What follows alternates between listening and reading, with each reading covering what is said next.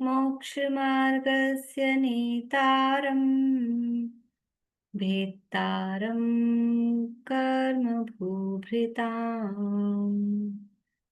ज्ञातारं विश्वतत्त्वानाम् वन्दे तद्गुणलब्धये वन्दे तद्गुणलब्धये मोक्षमार्ग के नेता एवं कर्म पर्वतों के भेदक और विश्व के सब तत्वों के ज्ञायक चेतन संवेदक सद्गुण आप समान प्राप्त हो यही भावना भाकर देव विनय पूर्वक करूं वंदना बारंबार जिनेश्वर देव बारंबार जिनेश्वर देव।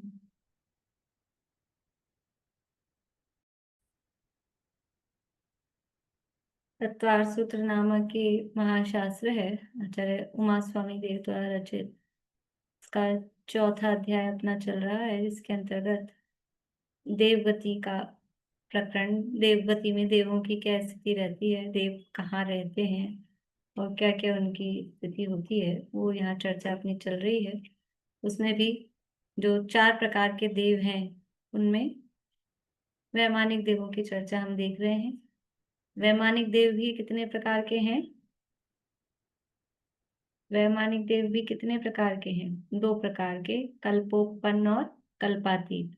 तो कल्पोत्पन्न देवों की कुछ यथायोग्य थोड़ी बहुत चर्चा हमने की। चर्चा बहुत है, बहुत बहुत चर्चा है, बहुत डिटेल में भी है, लेकिन हमने सामान्य सी थोड़ी चर्चा उनकी की है। और कल्पातीत देवों की भी चर्चा कल हमने उनके संबंध में थोड़ी बहुत चर्चा की है। अब आगे अगला सूत्र है 20 नंबर का।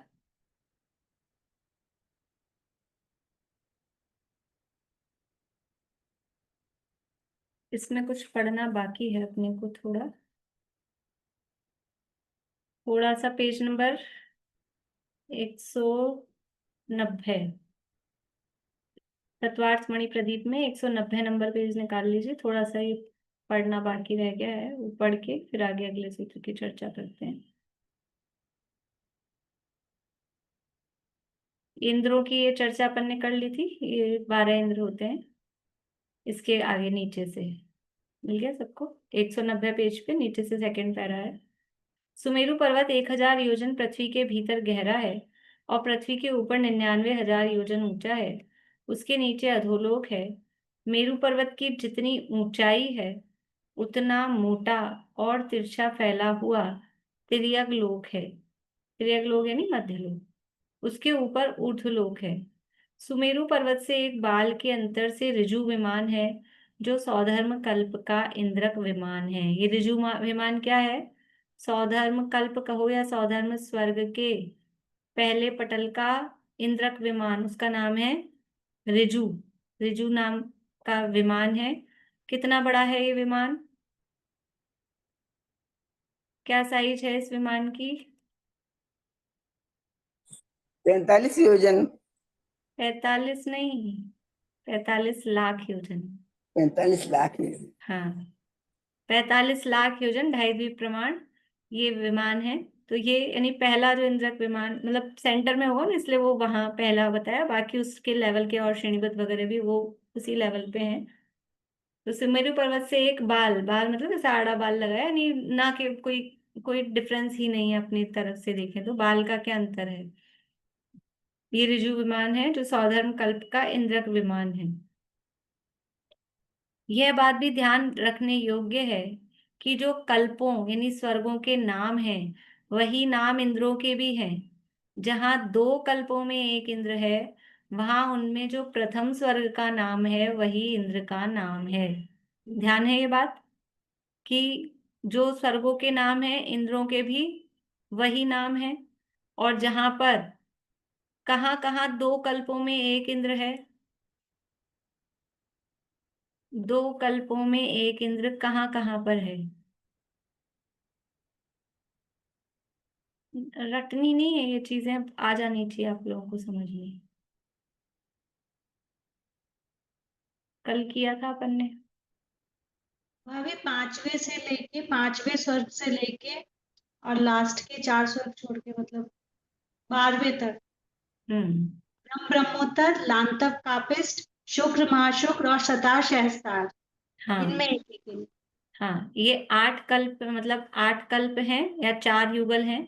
इनमें इंद्र, 8 कल्पों में इंद्र 4 ही हैं। ठीक है।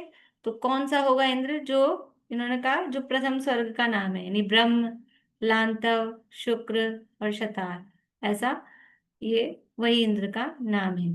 तो इसमें भी आपको बताया था कि दोनों तरह की बातें मिलती है। कहीं शुरू में पहले वाले का नाम देते हैं इंद्र में, कहीं दूसरे वाले का नाम देते हैं।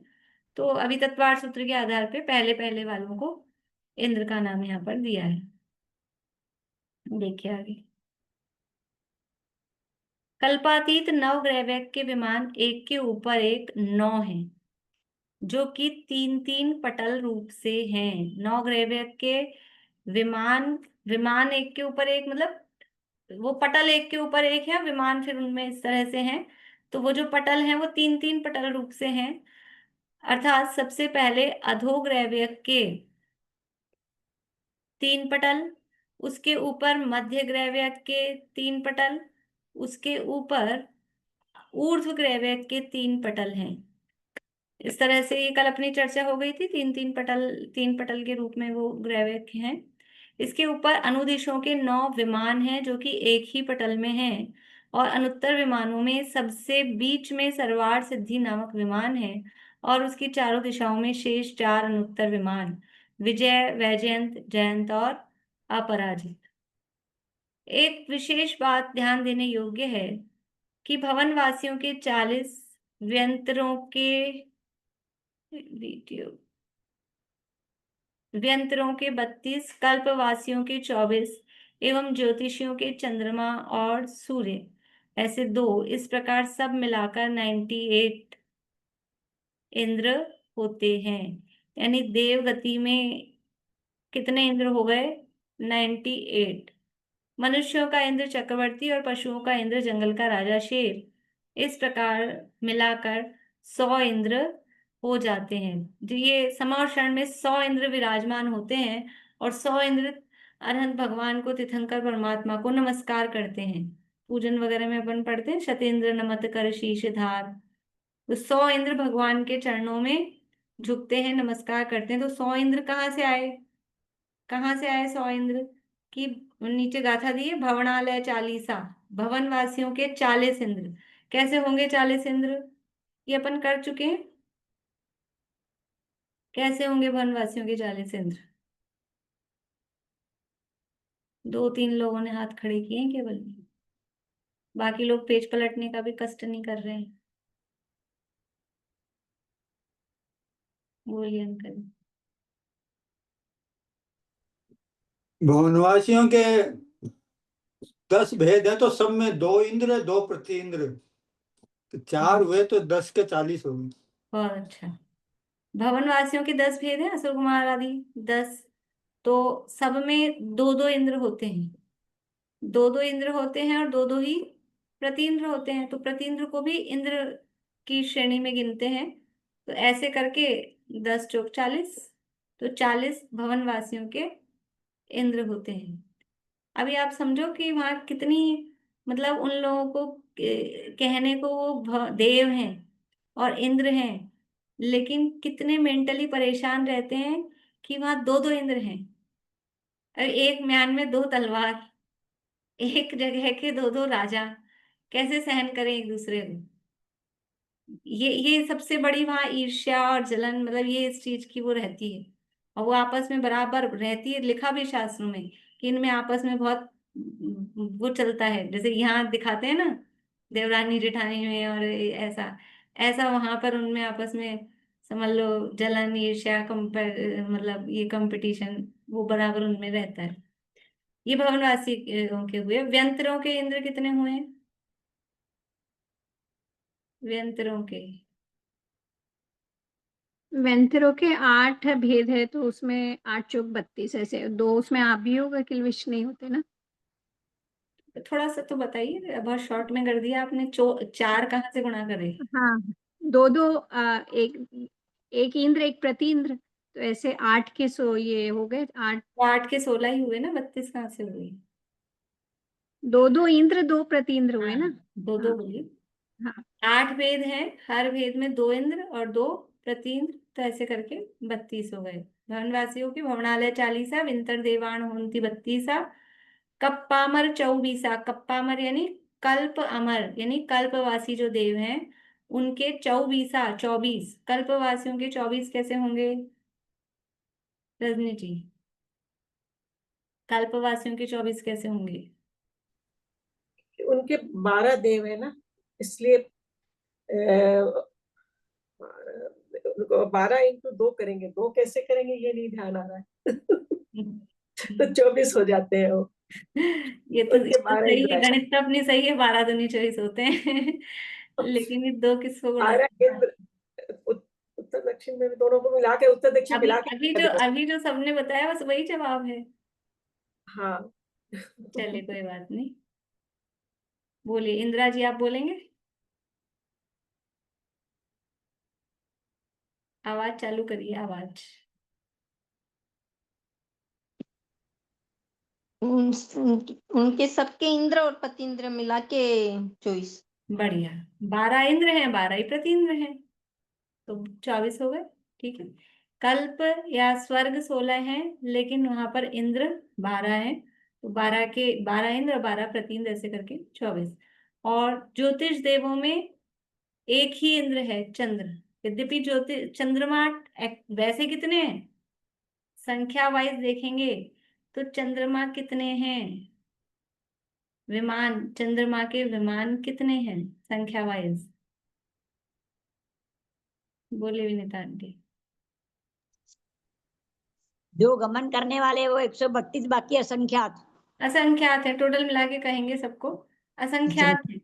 असंख्यात चंद्रमा, असंख्यात सूर्य, और फिर आगे नक्षत्र ग्रह तारे, सब असंख्यात हैं। लेकिन उनको असंख्यात नहीं गिन के एक चंद्रमा इंद्र और एक सूर्य प्रति इंद्र, ऐसे करके 2 गिने। तो 40 और 32, 72 और 24 और 2, ये, तो ये 98 हो गए। और फिर एक मनुष्यों का चक्रवर्ती या उस समय जो भी राजा हो वो इंद्र, और एक तिरंचों में अष्टापद कहते हैं शेर, वो, ऐसे करके 100 इंद्र वो तीर्थंकर भगवान की वंदना करते हैं। इस प्रकार से ये सारे इंद्रों की चर्चा यहाँ पर हुई। अब देखिए आगे अगला सूत्र है, 20 नंबर का सूत्र है, देवों में हीना दिखता। मैम ये हेमेंद्र होते हैं, ये अपने विमान से कहीं बाहर नहीं जाते हैं, मतलब पंचकल्याणक तक में भी नहीं आते हैं, इतने मतलब वो रहते हैं। और ये भी कहते हैं कि ये 33 सागर तक लगातार धर्म चर्चा करते हैं। तो जब ये अपने विमान से बाहर नहीं आते कोई एक दूसरे, तो फिर ये धर्म चर्चा किससे करते हैं? देखो ये तो अच्छा पूछ लिया आपने। विमान से बाहर नहीं आते का मतलब, मैं कहूँ मैं अपने घर से बाहर नहीं जाऊंगी, ठीक है, तो घर से बाहर नहीं जाऊंगी का मतलब मैं कुर्सी से नहीं हिलूंगी, ये नहीं होता। घर से बाहर नहीं जाऊंगी, तो मेरा घर कितना बड़ा हो सकता है, मैं अपने घर में रहूंगी। मैं अपने आज 10 लक्षण चल रहे हैं, मैंने नियम लिया है घर से बाहर नहीं जाऊंगी। घर 1 किलोमीटर में हो सकता है ना, घर से बाहर नहीं जाऊंगी, ये नियम है। तो ऐसे ही वो अपने विमान से बाहर नहीं जाते, विमान बड़े बड़े हैं, विमान में रहते हैं। और ये भी जो कथन आता है कि वो 33 सागर तक तत्व चर्चा करते हैं, वो भी अतिशयोक्ति वाला, मतलब ऐसा नहीं है कि और दूसरे कुछ भी काम नहीं करते होंगे, ऐसा नहीं है। वहां बाहर भी जाते, मतलब ऐसा अपने कमरे में सिंहासन पे जमे ही रहते हैं, ऐसा नहीं है। इधर उधर घूमना फिरना। और तत्व चर्चा किससे करते हैं कि उन ही अहम इंद्रियों का परिकर होता है। एक ही विमान में एक ही देव नहीं होता है, एक विमान में बहुत देव हैं। सर्वार सिद्धि में संख्यात हैं, बाकी असंख्यात हैं और जगह, तो बहुत सारे देव होते हैं, तो आपस में चर्चा करते हैं। विक्रिया से और भी विक्रिया वगैरह की शक्ति तो होती ही है ना वहां पे। तो वो ऐसा नहीं है कि घूमना फिरना या दूसरी कोई बात करना वो नहीं करती। लेकिन जैसे अभी आप और हम लोग हैं, मैं हूं और मेरे साथ आप भी हो। दिन में 3-3 क्लास अपन पढ़ते हैं, 3 तो मेरे साथ पढ़ते हैं आप लोग, है ना। और उसके अलावा भी सुबह कुछ अच्छा। और दूसरे प्रवचन सुनते होंगे, कुछ पढ़ते होंगे, पूजा पाठ करते होंगे, स्वाध्याय करते होंगे, रात को भी शाम की क्लास के बाद में भी कुछ और करते हैं कि नहीं करते। तो लोग अपने अपने रिश्तेदार, अपने जान पहचान वाले क्या बोलते हैं, ये तो दिन भर धर्म ही धर्म करते हैं। तो दिन भर धर्म ही धर्म करते तो आप रोटी नहीं खाते हो, आप नहाना धोना नहीं करते हो, आप किसी से कभी मिलना जुलना जाना हो, क्षमावणी हो, किसी की तबीयत खराब हो, शादी ब्याह हो, क्या नहीं जाते आप? ये मैं नहीं जाती हूँ, जाते हैं। लेकिन फिर भी मेजोरिटी अपना टाइम किस में जा रहा है, तो ऐसा कहते हैं कि ये तो दिन भर यही करते हैं। तो बस वो उस तरह का वर्णन है। ये जो कहा जाता है कि सरवार सिद्धि के देव तो बस 33 सागर तक चर्चा करते हैं, तो वो ऐसा कथन समझना। और ये भी हो सकता है कि एक शरीर विक्रिया के माध्यम से वो 33 सागर तक लग रहा है चर्चा करने में, बाकी थोड़ा बहुत घूमना फिरना इधर उधर जो भी काम है वो दूसरे शरीरों के माध्यम से हो सकता है। ठीक है, बढ़िया। देखिए आगे सूत्र है 20 नंबर का और 21 नंबर का। वैमानिक देवों में हीना दिखता, बोलते हैं सूत्र।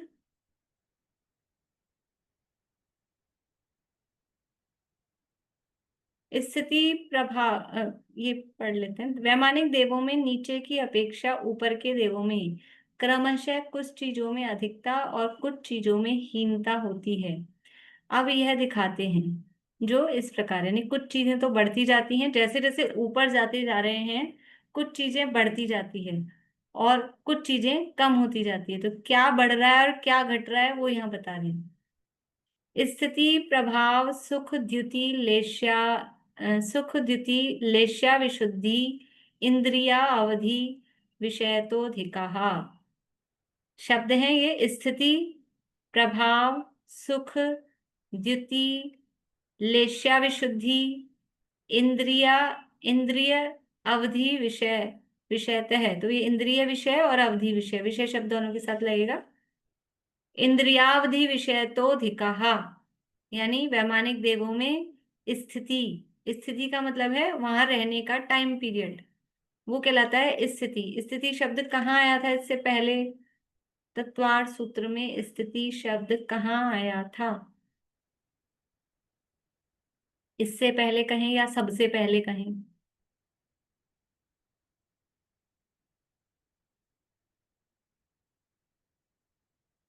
ये तो बहुत ही गलत बात है आप लोगों की। बोलिए भाई साहब।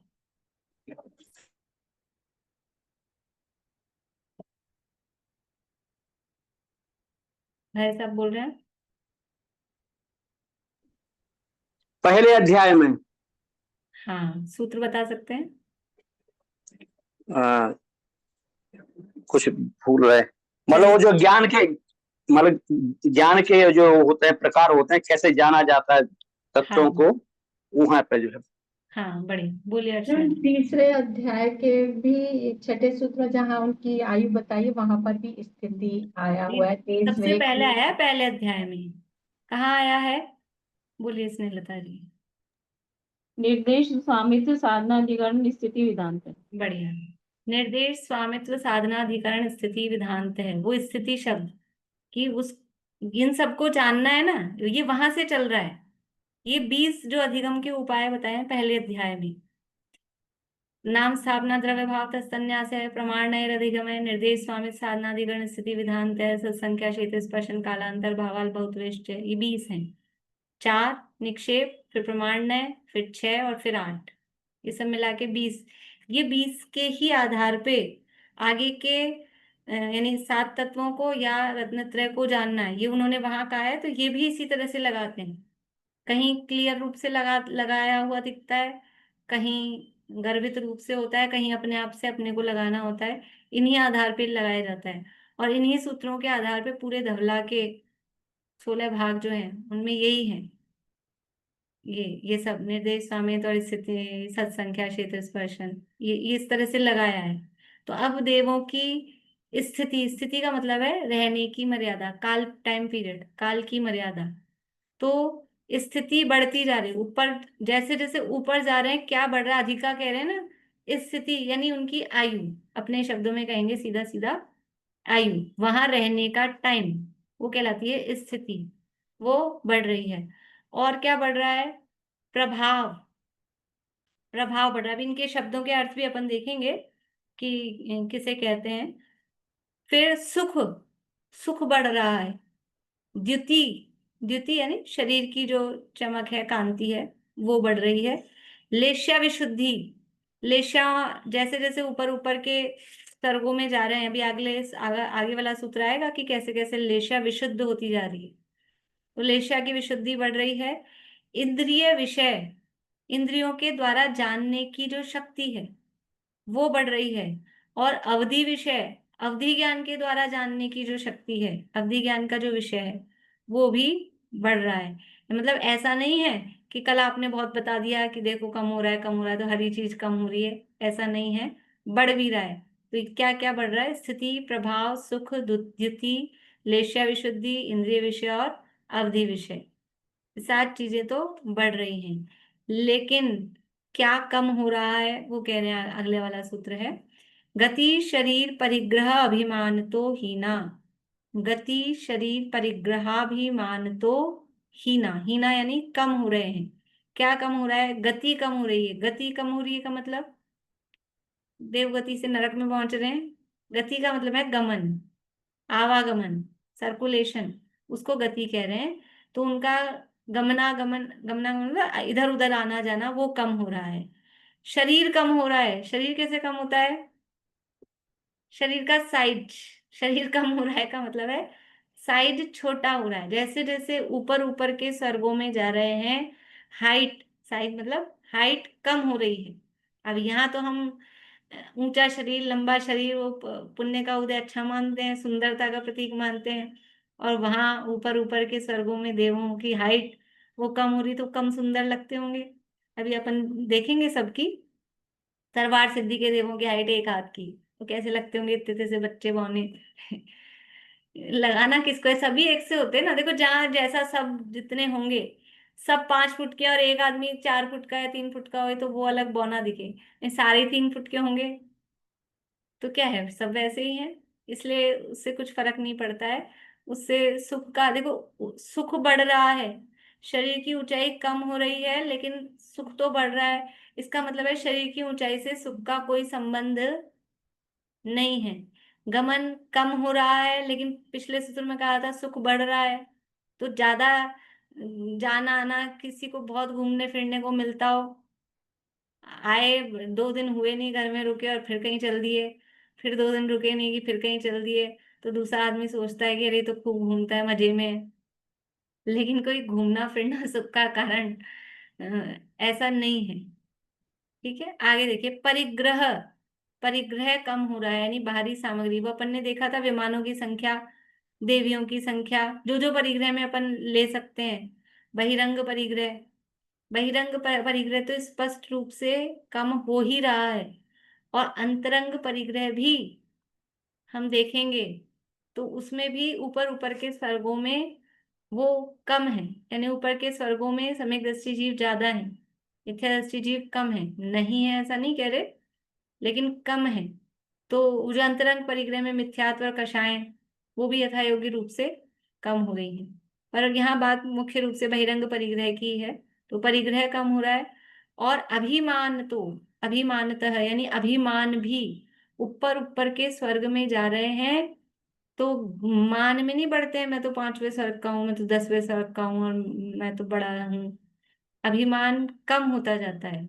जैसे कि यहाँ पर हम देखें, वास्तव में यदि जो पढ़ा लिखा होगा और जो जितनी ऊंची पोस्ट पर होता है, जो जितनी ऊंची पोस्ट पर होता है वो उतना विनम्र होता है, उतना पोलाइट होता है, होना चाहिए, तभी वो उसकी मतलब वो वास्तव में वो पद के योग्य है। जो कोई मान लो जज हो, कि यूनिवर्सिटी के कोई डीन हो, कुलपति हो, बड़ी ऊंची पोस्ट पे हैं, उतने पोलाइट होंगे। और चपरासी होगा ना उसी का ऑफिस का, वो अक्खड़ तू तड़ाके से बात करेगा, वो दूसरे को कुछ नहीं समझेगा, वो समझेगा मैं ही प्रधानमंत्री हूँ। वो अपने आप को समझता है। तो जैसे जैसे ऊपर बढ़ते जाते हैं वैसे वैसे मान कम होता जाता है। तो स्वर्ग में भी ऐसा ही है, ऊपर ऊपर के स्वर्गों में मान कम होता जाता है। इस तरह से सूत्र का सामान्य अर्थ हुआ है। देखिए यहाँ से पढ़ते हैं, फिर इनके अर्थ अपन राजवार्तिक आदि से यहाँ देखते हैं। वैमानिक देवों में स्थिति, प्रभाव, सुख, द्युति, लेश्या, विशुद्धि, इंद्रिय विषय और अवधि विषय की अपेक्षा ऊपर ऊपर के देव अधिक हैं। गति, शरीर, परिग्रह और अभिमान की अपेक्षा ऊपर ऊपर के देव हीन हैं, मतलब उनके कम हैं। वैमानिक देवों में नीचे के देवों से ऊपर के देवों की आयु अधिक होती है, ये उनकी स्थिति आयु। प्रभाव अधिक होता है, लौकिक सुख की अनुकूलता भी अधिक होती है, शरीर आदि की कांति भी उत्कृष्ट होती है, कषाय मंद होने से लेश्याओं की विशुद्धि भी अधिक होती है, तथा 5 इंद्रियों और अवधि ज्ञान से जानने का विषय भी अधिक होता जाता है। आवागमन, शरीर की ऊंचाई, भोग सामग्री रूप परिग्रह और अभिमान नीचे से ऊपर के देवों में क्रमशः कम होता जाता है। यद्यपि ऊपर के देवों में नीचे के देवों की अपेक्षा आवागमन की शक्ति अधिक होती है, तथापि विषय अभिलाषा कम होने से उनका आवागमन कम होता है। देखो गति जो कम कह रहे हैं ना, तो शक्ति तो बढ़ रही है, जाने आने की शक्ति तो बढ़ रही है, गाड़ियां खड़ी हैं 10-10, लेकिन भाव ही नहीं हो रहे कहीं जाने के, खड़ी हैं। तो शक्ति तो बढ़ रही है, आप कहीं भी जा सकते हो। जैसे कोई व्यक्ति ऐसा हो, खूब धन दौलत हो, कहीं भी अभी जा सकता है, खर्चे की कोई चिंता नहीं है और कोई काम काज नहीं है, लेकिन अब भाव ही नहीं, परिणाम ही नहीं, जाना ही नहीं है। तो ऐसा वहां पर है कि सब ताकत सब है, ऐसा नहीं है कि उनके पास कमी है, कुछ शक्ति बहुत है, लेकिन अब जाने के भाव नहीं होते, ज्यादा इधर उधर गमनागमन करने के उनके भाव नहीं होते। देखिए यहाँ राजवार्तिक से अपन देखते हैं, स्थिति किसे कहते हैं? स्थिति तो है ही अपने जो आयु कर्म के उदय प्रमाण जो रहना, वो कहलाता है स्थिति, काल की मर्यादा, वो स्थिति कहलाती है। और प्रभाव किसे कहते हैं, उसके लिए यहाँ शब्द दिया है, शाप और अनुग्रह की शक्ति को प्रभाव कहते हैं। यहाँ इसमें प्रभाव किसे कह रहे हैं? शाप और अनुग्रह की शक्ति को, यानी शाप और अनुग्रह का मतलब यहाँ जैसे दुनिया में अपन देखते हैं टीवी वगैरह में, किसी ने शाप दे दिया, जा तू पत्थर बन जा, अहिल्या को, वो पत्थर बन गई। ऐसा मतलब शाप का मतलब है काम करने करवाने की जो पावर है, उसको यहाँ प्रभाव कह रहे हैं। मतलब शाप दे देना, तो वो शाप की, या मतलब किसी का बुरा करने की शक्ति, और अनुग्रह यानी किसी का भला करने की शक्ति। तो देवों में ऐसा देखा जाता है। देखो यहाँ निमित्त नैमित्तिक संबंध को समझना, निमित्त नैमित्तिक संबंध की चर्चा अपन पहले करके आए हैं। वो सिद्धांत तो सर्वोपरि है ही कि एक द्रव्य दूसरे द्रव्य का कुछ भी अच्छा बुरा, भला बुरा कुछ करने में समर्थ नहीं है, करता भी नहीं है, कर सकता भी नहीं है। लेकिन फिर भी क्योंकि लोक में, विश्व में 6 द्रव्य ऐसे घुले मिले हैं, तो उनमें निमित्त नैमित्तिक संबंध वो भी बहुत घने हैं। तो ऐसे निमित्त नैमित्तिक संबंध होते हैं कि देवों में कुछ इस तरह की शक्ति है कि यदि किसी जीव के, सामने वाले जीव के पाप का उदय हो, या सामने वाले जीव के पुण्य का उदय हो, तो जिसके पाप का उदय हो और इसको भाव आए कि मैं इसका बुरा करूं, तो उसमें थोड़ी ऐसी पावर होती है कि वो उसका बुरा कर सकता है। उस समय वो उसमें निमित्त हो सकता है, कर सकता है, मतलब उसमें वो कारण बन सकता है। या किसी जीव के पुण्य का उदय हो और इसको भाव आए इसका मैं भला करूं, तो उसका भला करने में वो निमित्त हो सकता है। तो ये देवों में शक्ति इस तरह की थोड़ी उनको पावर होती है, तो वो कहला रहा है प्रभाव। तो जैसे जैसे ऊपर ऊपर के स्वर्गों में जा रहे हैं, ये वाली जो शक्ति है, ये प्रभाव, ये बढ़ता जा रहा है, प्रभाव बढ़ता जा रहा है, शक्ति बढ़ती जा रही है। लेकिन परिणाम, क्योंकि लेश्या विशुद्धि है, कषायों की मंदता हो रही है, तो दूसरों के भला बुरा करने के बुरा करने के परिणाम तो मंद हो ही रहे हैं, भला करने के भी ज्यादा परिणाम नहीं आते। जो नीचे नीचे के स्वर्गों के और नीचे जाति वाले देव होते ना, उन्हीं के ये भला बुरा करने के परिणाम आते हैं। जो उत्तम जाति के यानी देव हैं, इंद्र, सामान्यता आदि, और जो ऊपर ऊपर के स्वर्गों के देव हैं, उनको वो अपने में ही मस्त रहते हैं। अपना ज्ञान ध्यान अगर करना है तो वो, नहीं तो अपने विषय भोग जो करना है वो, बाकी इधर उधर ज्यादा विकल्प नहीं आते उनको दूसरों के। तो पर जिनको आते हैं तो उनमें इस तरह की ये पावर होती है। जैसे ऐसे उदाहरण आपने सुने होंगे प्रैक्टिकल, मतलब यहाँ अपने दुनिया में भी, कि किसी किसी को व्यंतर बाधा होती है। कभी सुना हो, देखा हो, व्यंतर बाधा होती है, कोई परेशान कर रहा है, तो वो व्यंतर परेशान कर रहा है, कैसे कर पाता है? ऐसे बोलते हैं इसके शरीर में घुस जाता है, इसके शरीर में वो भूत आ गया, भूत वर्ड बोल देते हैं अपन। वो शरीर में नहीं घुसते हैं, वो वैक्रिक शरीर के धारी हैं। ये मलमूत्र हाड़ मांस का ऐसा गंदा कीचड़ जैसा शरीर, उसमें घुसते घुसते कुछ नहीं है, आत्मा निकल के तो घुसता नहीं है। लेकिन उनको इस तरह की पावर होती है कि वो बाहर रहकर ही इसको अपने हिसाब से काम करा सकें। लेकिन किसको कराएंगे? कि जिसके पाप का उदय है उसको। कभी कभी ऐसा होता है कि उस दो भाई हैं मान लो, और एक भाई के पाप का उदय है, एक का नहीं है, और उसको दिक्कत है जिसके पाप पुण्य का उदय, मतलब इसके पाप का उदय नहीं है, उस व्यंतर को परेशानी तो उससे है, बड़े भाई से मान लो। लेकिन ये परेशान किसको करता है? इस छोटे भाई को परेशान करता है, तेरे भाई को समझा लेना। और इसको परेशान करता है, क्यों भाई? तुम डायरेक्ट उसी से निपट लो ना, तुम्हारे पास पावर है ना, भाई दूसरों को परेशान करने की पावर है, तो डायरेक्ट उससे निपट लो, मुझे क्यों बीच में फंसाते हो, छोटे भाई को? तो लेकिन पाप का उदय इसका है, और इसकी पावर इस पे काम करेगी कि जिसके पाप का उदय है। इसलिए खाली वो निमित्त तो होता है, कर्ता नहीं होता। क्योंकि जिसके पाप का उदय नहीं है उस जाति का, उसको वो कुछ नहीं कर पाता है। और जब तक इसके पाप का उदय रहता है तब तक कर पाता है, कर्ता दिखता है। और वो भी दुनिया में ऐसे कहा जाता है, जो डरता है उसको ज्यादा डराया जाता है। तो वो जो डरने लगा है, उसको मानने पूजने लगा है, तो वो उसको और उस हिसाब से परेशान करता दिखता जाता है। तो ये प्रभाव, ये बुरा करने का भी, भला करने का भी, समझ लो सीता की अग्नि का जल कर दिया, सूली का सिंहासन बना दिया, तो ये भला करने का भी, कि किसमें कितनी ताकत है। ऊपर ऊपर के स्वर्ग के देवों में ये ताकत बढ़ती जाती है। तो काम करने करवाने की शक्ति, या यहाँ शब्द दिए हैं मूल में अकलंग देव ने, कि शाप और अनुग्रह की शक्ति को प्रभाव कहते हैं। और शाप और अनुग्रह की शक्ति का मतलब, अनुग्रह यानी उपकार करना, शाप यानी बुरा करना।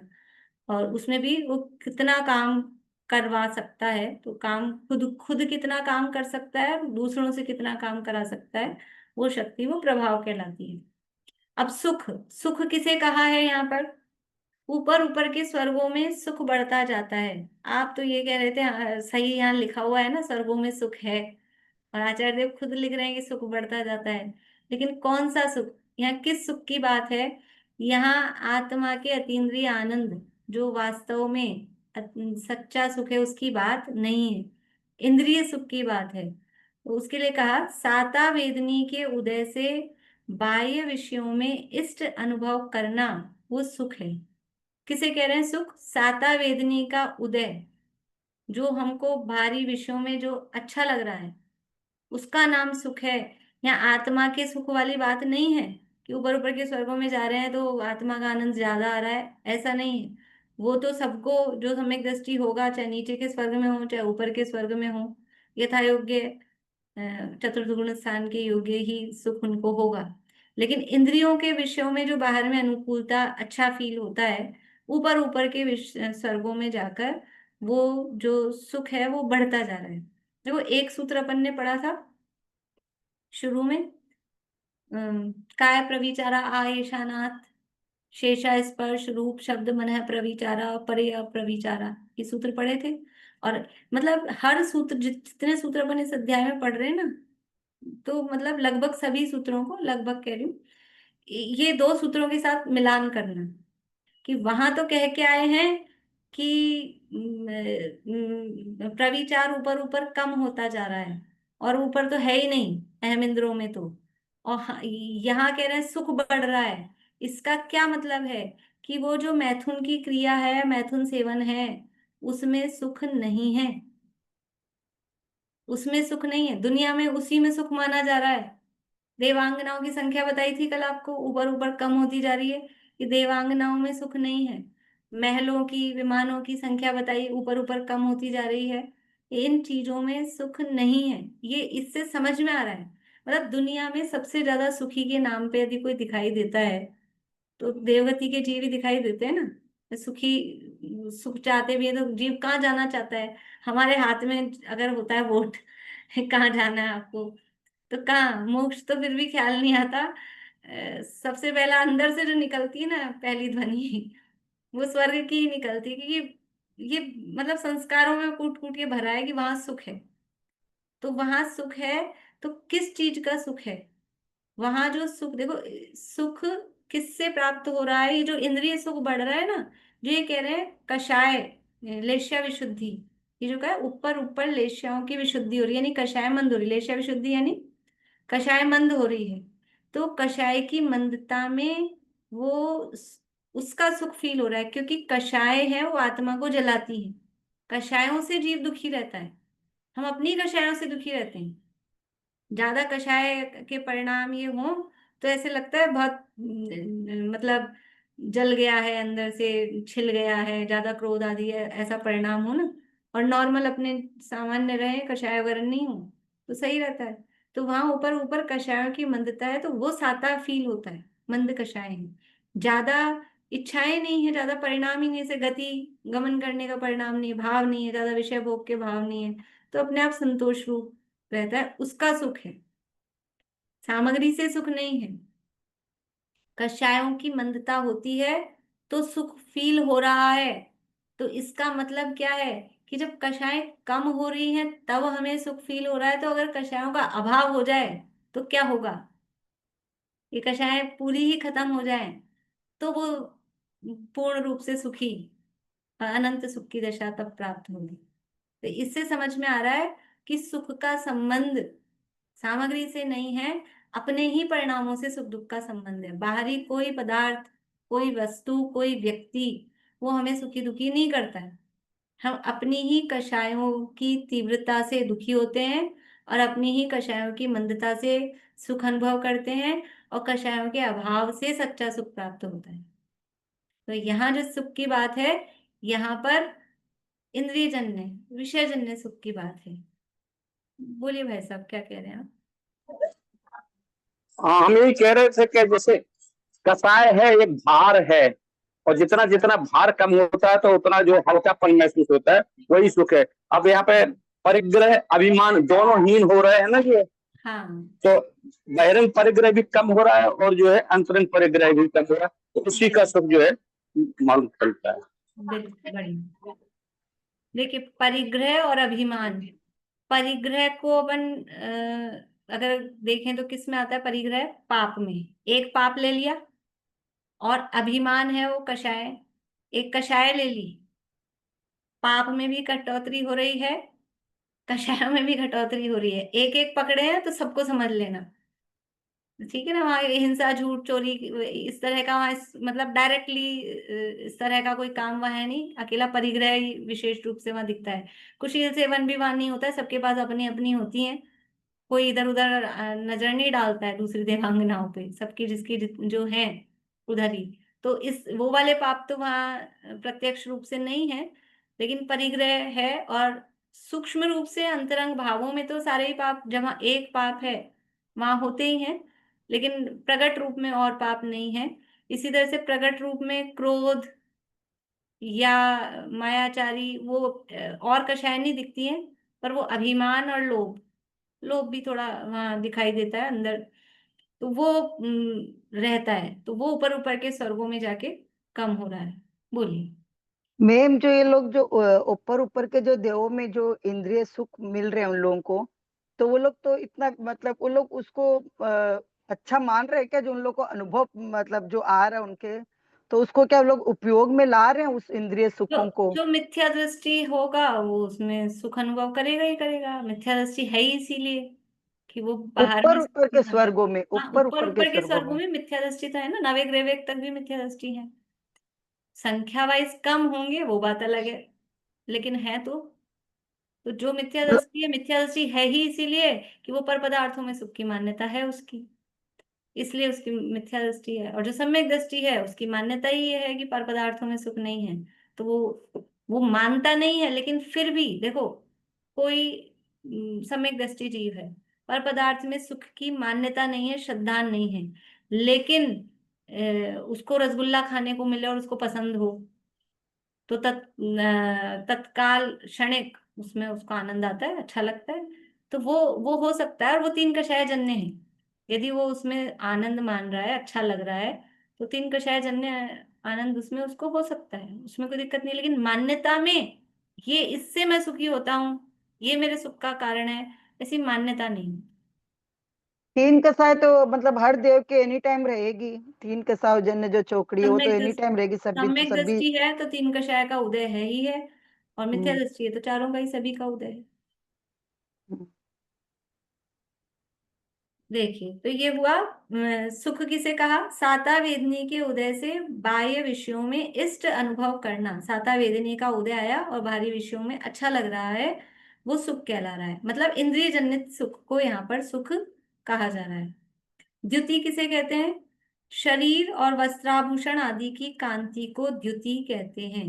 तीसरा शब्द था द्युति। शरीर की कांति, द्युति यानी चमक, तो शरीर की चमक ऊपर ऊपर के स्वर्गों में शरीर की चमक बढ़ती जा रही है।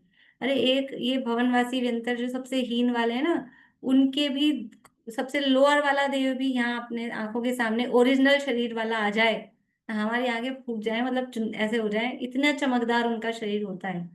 और ऊपर ऊपर के स्वर्गों में वो चमक बढ़ती जाती है, बढ़ती जाती है, ओरिजिनल शरीर की, अपने आप ही शरीर की कांति।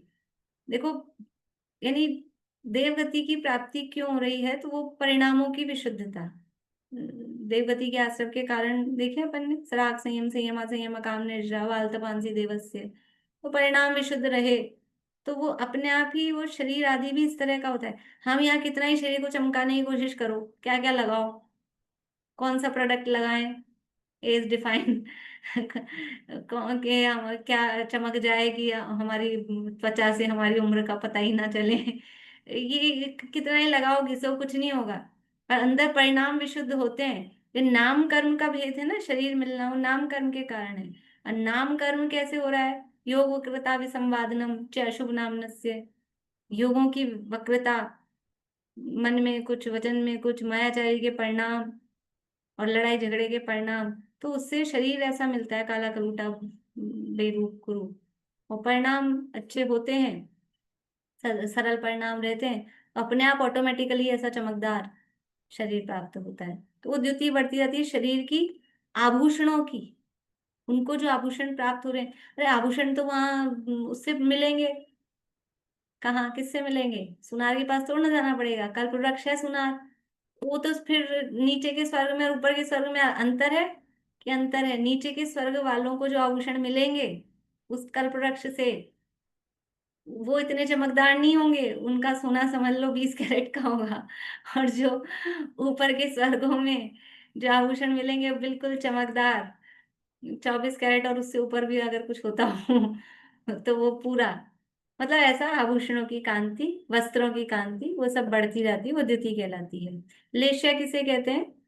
कषाय से अनुरंजित, कषाय से रंगी हुई जो योगों की प्रवृत्ति है उसको लेश्या कहते हैं। और वो लेश्या की जो निर्मलता है, लेश्या का प्रकरण अपन ने पीछे पढ़ा था शायद, इसमें तीसरे अध्याय में भी पढ़ा है, दूसरे में भी पढ़ा है। लेश्या ख्याल होगी सबको कि कषाय से अनुरंजित योग की प्रवृत्ति नहीं, कषाय कषाय के कॉम्बिनेशन के साथ में जो मनवचन काय की प्रवृत्ति हो रही है उसको बोलते हैं लेश्या। तो 6 लेश्याएं होती हैं, 3 अशुभ और 3 शुभ कहलाती हैं, कृष्ण, नील, कपोत, पीत, पद्म और शुक्ल। तो वहां ऊपर ऊपर जैसे जैसे कषाएं मंद हो रही हैं और योगों की प्रवृत्ति भी उसके अनुसार होती है, तो वो शुभ लेश्याएं कहलाती हैं, तो ऊपर ऊपर लेश्याएं शुभ होती हैं। तो लेश्या की निर्मलता वो लेश्या विशुद्धि है। और इंद्रियों का विषय और अवधि ज्ञान का विषय, तो इंद्रियों के माध्यम से जानने की क्षमता, वो ऊपर ऊपर के स्वर्गों में बढ़ती जाती है। जैसे अपनी कितनी क्षमता है, हमको तो छोटे छोटे से बच्चों को दूर का नहीं दिखता, चश्मा लगाना पड़ता है। थोड़ी उम्र बढ़ गई है, पास का नहीं दिखता है, चश्मा लगाना पड़ता है, सुनाई नहीं आता है। अब तो कानों की तो ये हालत हुई, कान में ढक्कन लगा के रखने की आदत हो गई। ढक्कन समझते हैं, सबके कान में एक ढक्कन लगा हुआ दिखता है, सड़क पे चलो तो दिखेंगे सबके कान में ढक्कन लग रहे हैं।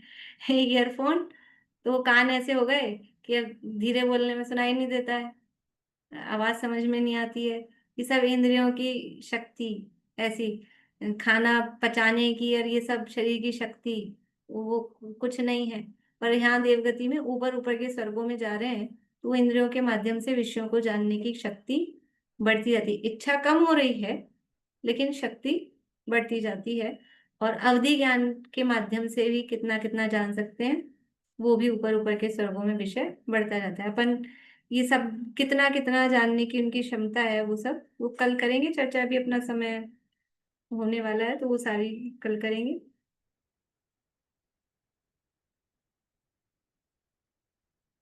देखिए, गति किसे कहते हैं कि एक क्षेत्र से दूसरे क्षेत्र में जाने को गति कह रहे हैं। गति का मतलब ये नरक तिरंज मनुष्य देव वाली गति नहीं, पर एक स्थान से दूसरे स्थान पर जाना, उसको गति कहते हैं।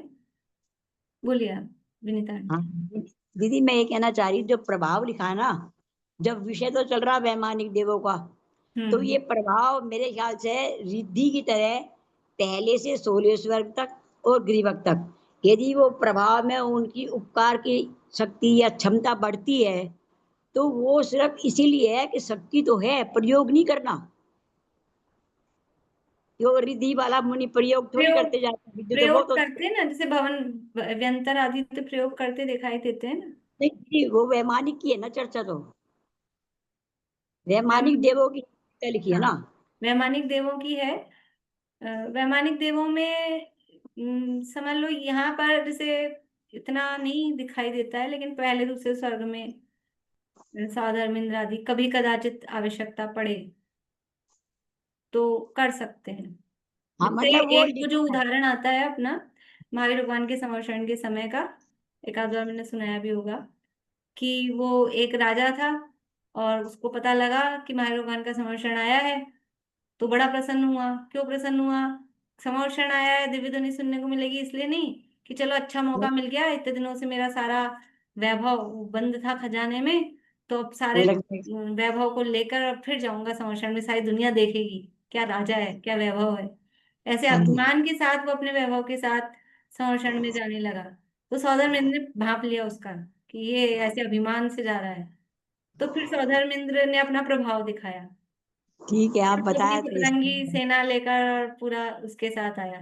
तो ऐसा हाँ। मतलब पहले दूसरे स्वर्ग, मतलब नीचे के स्वर्गों में कदाचित आ सकता है, और मुख्य रूप से पहले दूसरे स्वर्ग तक ही आ सकता है, ज्यादा जो 16 तक की आपका लो, कहना ऐसी कोई ठीक है। बात बाकी नहीं। भवनत्रिक में भी व्यंतर देवों का विशेष है इसमें। ज्योतिष देवों हाँ का ज्यादा नहीं सुना है, मतलब होता है इस तरह का विकल्प उनको, ज्योतिष हाँ, देव अपने में रहते हैं। भवन वासियों का भी इतना नहीं, पर व्यंतरों में इस तरह की प्रवृत्ति ज्यादा रहती है। हमें वो समझ ले, यहाँ पर वैमानिक देव लिखा था ना, इसलिए मुझे हाँ लगा ज्यादा से ज्यादा 16 स्वर्ग तक हाँ, ज्यादा ये से ज्यादा। यहाँ एक्चुअल में प्रकरण वैमानिक का चल रहा है, लेकिन अब ये जो सूत्र दोनों दिए ना, ये हाँ कॉमन भी है। ठीक है दी, ये ठीक कॉमन भी बैठे। है क्योंकि अब व्यंतर मतलब सब में लगा सकते हैं इनको। व्यंतरों जैसे में तो प्रमुख बहुत रूप है। से वैमानिक देवों में ही लगाना है क्योंकि प्रकरण उन्हीं का चल रहा है, आगे भी उन्हीं की बात चल रही है लेशा वगैरह की। लेकिन फिर भी भवनवासी व्यंतर में भी इनको लगा सकते व्यंतरों में तो लगा हुआ है, किसी ने बताया विद्वान ने कि बराबर में बैठा देखिए विद्वान वो व्यंतर, और मेरे पीछे पड़ा हुआ है, बड़ोत की बात है किसी व्यंतर की। मैं दिखते तो है ही नहीं वो, पर जब बता देते देख बेटी मुझे जाने नहीं दे रही हैं। है। बोलिए सेजल। श्रीमन जय जिनेन्द्र, हाँ, गमन करने वाले को गति कहते हैं। गमन करने वाले को नहीं, गमन करने को गति कहते हैं। करने वा गमन करने को गमन गति कर कहते हैं। हाँ,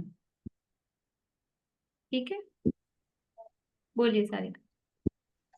मैम ये जो आप बोले ना मिथ्या दृष्टि देव है, ये नव गवैया नव अनुदिश में भी है? अनुदेश और अनुत्तर में मिथ्या दृष्टि नहीं है। ग्रैव्यक में होते हैं, लेकिन कौन जाते हैं कि जो बाहर में नग्न दिगंबर, यहाँ मनुष्य दशा में नग्न दिगंबर दशा के धारी होते हैं, और उसका नग्न दिगंबर दशा का भी मतलब मिथ्या दृष्टि है, मिथ्यात्व अवस्था में मुनि दशा का निरतिचार पालन करते हैं, 28 मूल गुणों में दोष नहीं लगाते, और अंदर से भावलिंग नहीं है, कषायों का और मिथ्यात्व का भाव नहीं हुआ, लेकिन पालन बराबर करते हैं। तो ऐसे जीवो इतनी उनकी विशुद्धता होती है, परिणाम इतने उच्च होते हैं, तो वो नवे क्रिया भेद तक चले जाते हैं मिथ्या दृष्टि। वस्त्र पहना हुआ है और चौथे गुण स्थान वाला भी है या पांचवें गुण स्थान वाला भी है, वो भी 16वें स्वर्ग से ऊपर नहीं जा सकता है, वस्त्रधारी। एक भवतारी होते हैं, हम्म। एक भवतारी होते हैं। नहीं, एक भवावतारी तो केवल सर्वार सिद्धि के देवों का नियम है, बाकी एक भाव में भी जा सकते हैं, 2-3 भाव में भी जा सकते हैं, वो आगे आएगा सूत्र।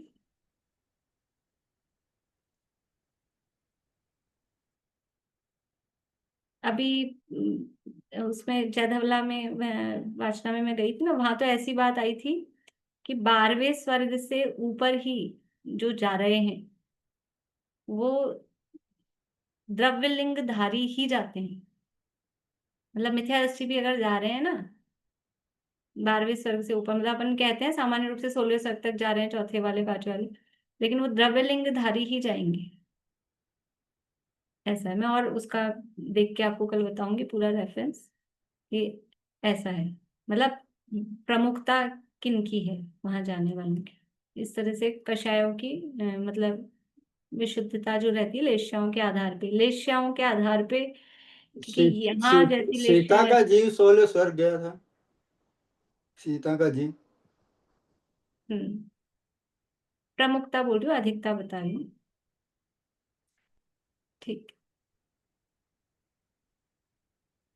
चलिए अभी यहीं पूरा करते हैं। ये वैमानिक देव मध्यलोक में आते हैं, ये समोच्चरण वगैरह में तो आ रहे हैं, भगवान के उसमें आ रहे हैं, बाकी ऐसे आते हैं सामान्य रूप से। सामान्य रूप से आते हैं चौथे काल में, पंचम काल में वैमानिक देव यहाँ नहीं आते हैं। एक अपने चंद्रगुप्त के या भरत चक्रवर्ती के 16, किसी के 16 स्वप्नों में एक स्वप्न है कि अब यहाँ पंचम काल में वैमानिक देवों का आवागमन नहीं होगा, तो वैसे आते हैं चौथे काल में, तो आते ही हैं वैमानिक देव आते हैं। और जो समौषण में जा रहे हैं तो विदेश क्षेत्र में लगा है समौषण, तो वहां चौथा ही काल चल रहा है, तो वहां जाएंगे। यहाँ ना तो यहाँ क्या करने को आए हैं, ना तो ठीक से हैं, ना कोई भगवान यहाँ है, तो इसलिए वैमानिक देव अभी पंचम काल में यहाँ नहीं आते। चलिए, और किसी का कोई प्रश्न है?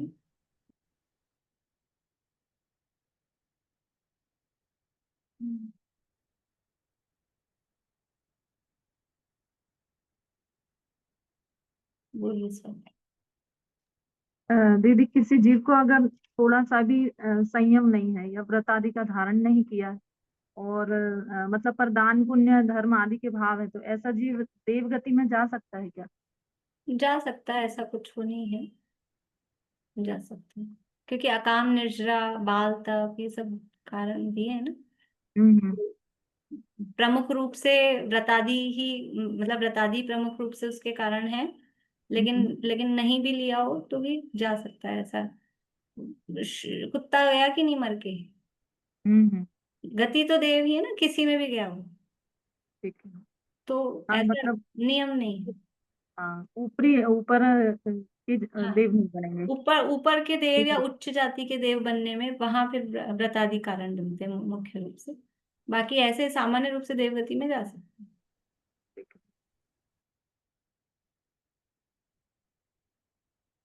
चलिए, जिन्वाणी स्तुति।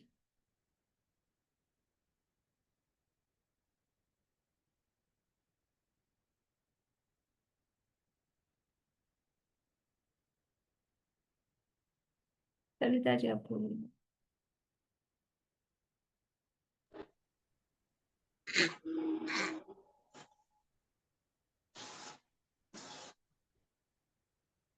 पर में नहीं कर्तृत्व मुझको भासता कुछ भी, अधिकार भी दिखे नहीं जग में, अरे कुछ भी निज अंतरंग में ही दिखे प्रभुता मुझे मेरी, निर्ग्रंथता की भावना अब हो सफल मेरी, बीते अहो आराधना में हर घड़ी मेरी।